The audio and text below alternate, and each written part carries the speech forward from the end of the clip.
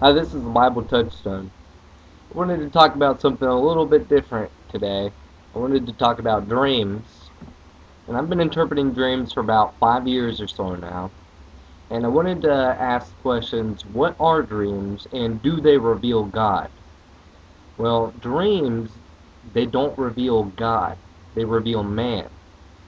First of all, in dreams we see that there's different archetypes or characters, and these are made from projected facets of the personality, of a human personality, and these aren't cosmic gods, nor do they reveal God's character. Dreams reveal the inner dramas and the psychic conflicts of the unconscious mind. They reveal the self, the personality of the person having the dream, and not God. And the self and the unconscious mind is what composes the dream and all the elements of it. Now, some Christians, they've been influenced by Watchman Nee and other thinkers on dreams. One of the ideas from Watchman Nee that is very prevalent within the Christian community's thinking is that some dreams are risen from God and given from God, and some are from yourself. And then also some are from the devil, like nightmares and stuff like that. Now, God makes dreams to intervene. That's usually what they're trying to propose. But how would you know the difference between a dream from God and a dream from the devil? Suppose that Watchman Nee is true, even though there's not very much scriptural evidence for the devil giving dreams or anything like that.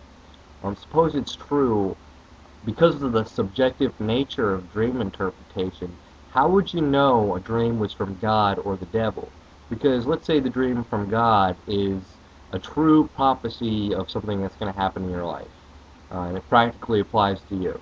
But then the devil also gives you dreams, and since the devil's a liar, the devil will lie to you, and you wouldn't be able to tell which is which, or you wouldn't be able to tell if you composed the dream. So, with dream interpretation, there's a lot of nuisances that come from the subjective nature of interpreting dreams.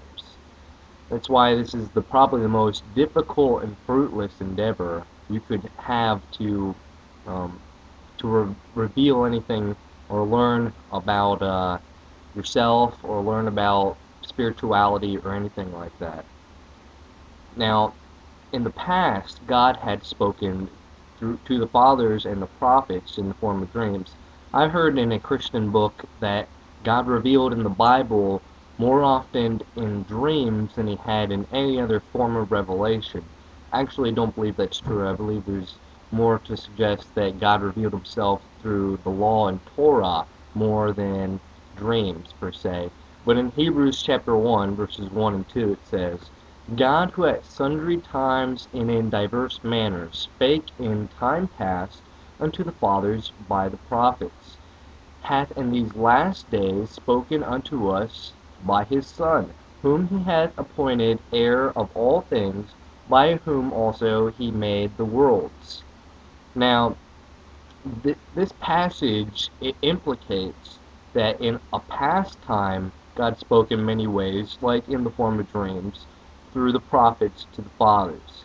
But since the last days, the time when Christ came, that was that's implied to be ended because of the sufficiency of Christ's word and the revelation of Him. Also, about these last days, there were fulfillments, prophetic fulfillments of an outpouring of prophecy and visions and dreams. For example, we see in Acts chapter 2, verse 17, And it shall come to pass in the last days, said God, and I will pour out my spirit upon all flesh, and your sons and your daughters shall prophesy, and your young men shall see visions, and your old men shall dream dreams. And then, of course, that took absolute fulfillment in the first century and those last days at Pentecost.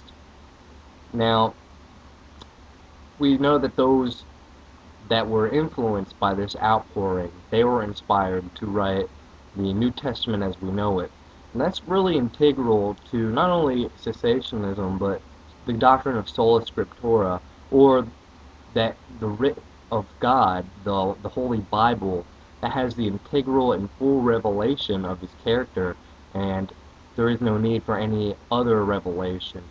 Also, on lucid dreaming and an active dream life, and someone that's really has excellent recall in their dreams and interpretations of it, it's not necessarily a sign of spiritual maturity, but really is more often to show psychological or personal development, like self-realization and self-actualization.